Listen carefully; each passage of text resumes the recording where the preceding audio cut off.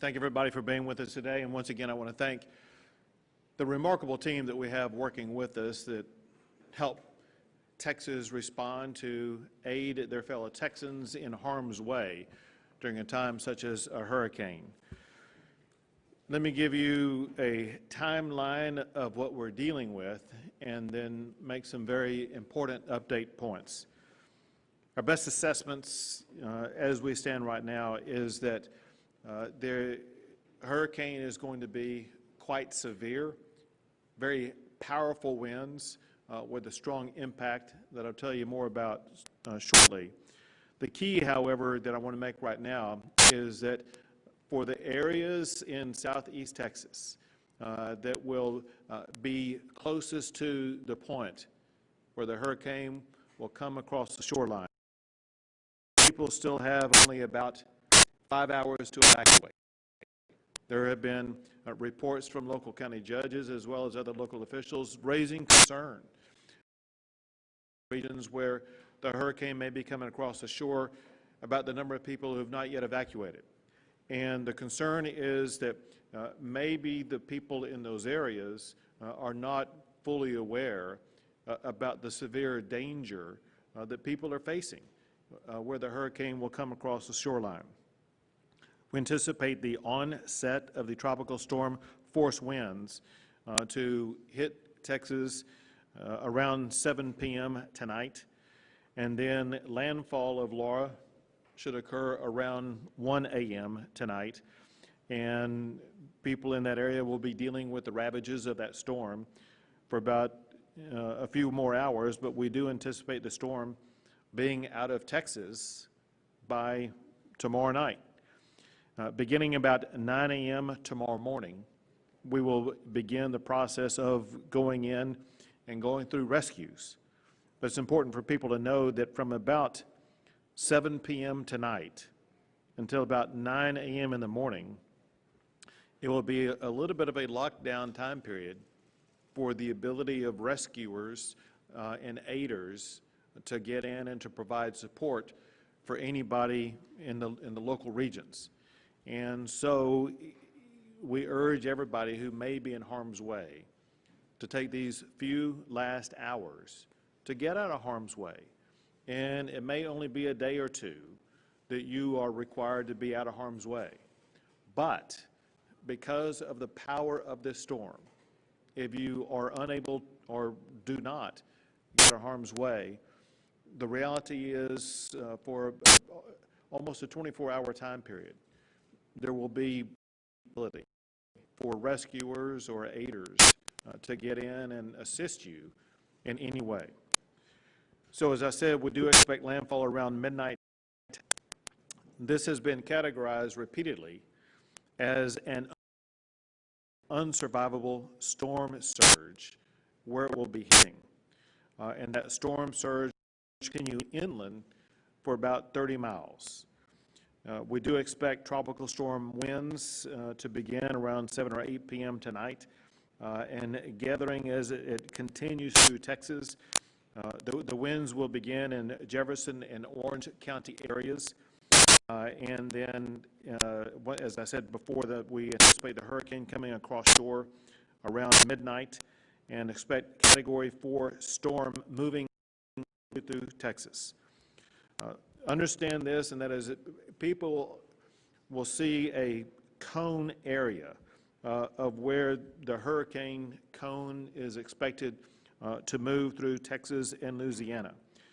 Importantly, winds are going to be heavy winds will be occurring outside of the cone, and those high winds will continue as the storm moves up through Texas into northeast Texas. Wind in this storm, wind is going to be the biggest threat. Tropical storm winds are likely to occur as far north as Longview. Storm surge is also a big problem with 10 to 15 feet storm surge around the Jefferson County area. We should expect some flash floods in various regions where the storm will be going through, and those flash floods could spill into rivers, and the rivers could. The storm should exit the state by midnight tomorrow. Going back to the rivers, the one river that we do anticipate having the greatest challenges is the Sabine River. The Sabine River in the past, and we expect this time also, could spill over into areas around Orange as well as Deweyville. And people in those areas need to be aware of the high probability of facing high water. We do expect power outages in the areas hardest hit. I want to make very important about something that we experienced in the past that's caused the loss of life that people may be unaware of. If you use power, it's very important that you do not bring your generators inside a home. That can lead to monoxide poisoning. You need to leave those generators outside of your home. A couple of updates. First, a recap that I'm going to add to this recap. On Sunday, I declared a disaster in 23 counties. On Monday, the President granted an emergency declaration for these counties. Yesterday, I added 3 counties to the declaration. And yesterday, I also asked the President to grant Texas's request for Category B assistance, and he granted that request yesterday. Today, I added 3 more counties to the disaster declaration: Camp, Ellis, and Tarrant counties. The reason why Ellis and Tarrant are added is because they are serving as sheltering locations. For the counties that may be concerned about the impact this storm could have on them, obviously we remain flexible with regard to expanding the counties that could be added to the disaster declaration. That will be dependent upon whether or not those counties are going to be impacted by the storm. For these new counties that I'm adding to the disaster declaration today, I'm asking the President to add these counties to our federal declaration. Some updates with regard to the assets that we have already deployed.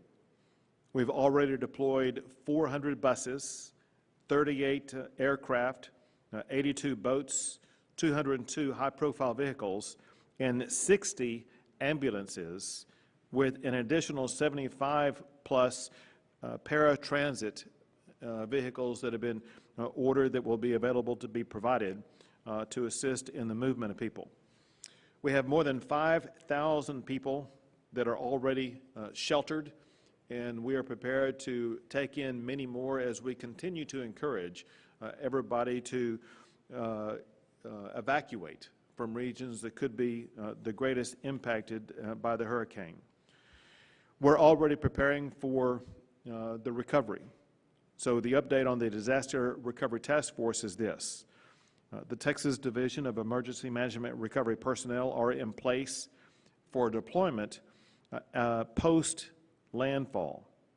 Damage assessment teams for local jurisdictions have been developed, and they are being distributed for timely reporting on local damages after the landfall. Volunteer organizations active in disaster are currently staging resources, and personnel are ready to deploy as the affected areas are cleared for reentry. And we have developed and distributed an online platform for disaster survivors to request assistance and provide their damage information. And that is all for my report right now. Chief Kidd, would you like to add? Mr. Governor, so thank you. And I had to reemphasize the danger factor of this storm. It's been a while since we've seen Cat 3, Cat 4 winds in Texas.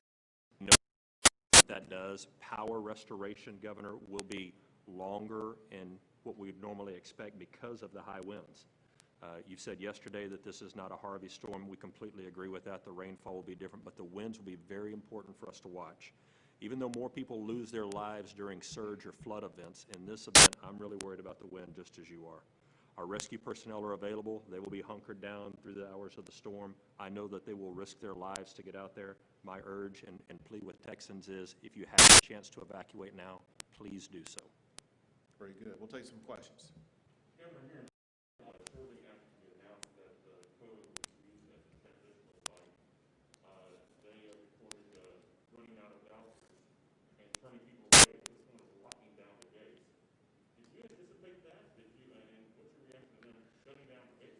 Sure. Let us give you an update on it. Chief Dimkid has that information for you. So Rudy, thank you, and let's get the on this, and I appreciate the question. Austin this morning, here's their explanation. Booked hotel rooms and reserved them through the process, but because we have been asking people to evacuate, some people went straight to hotel rooms. So while we had believed that we had rooms reserved, those rooms were being filled up by other people that were evacuating. At 5 o'clock this morning, City of Austin shut down CODA. They reopened at 10 a.m. this morning. After opening up the convention center here, we've already talked to them about having a place to temporarily put people until we stabilize out the local hotel rooms. Now, we're also using hotels in Hayes County and in Williamson County, and we'll probably be pushing some up into Bell County as well. So there are still plenty of hotel rooms available. This is trying to balance out the load right now of regular people driving their own cars and reserving hotels, as well as those that we are trying to work on people coming for locations. So we'll get this balanced out. We will have plenty of places. For instance, in Dallas, they're only at 39% occupancy right now. We're just going to keep load balancing and get people out of harm's way.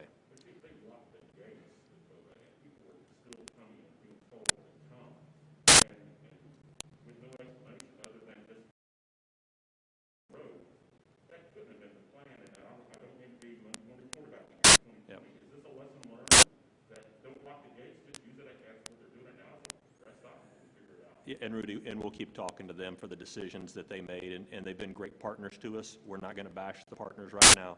The cities that are helping us with evacuees are doing great work, and we're going to continue to support them as much as we can.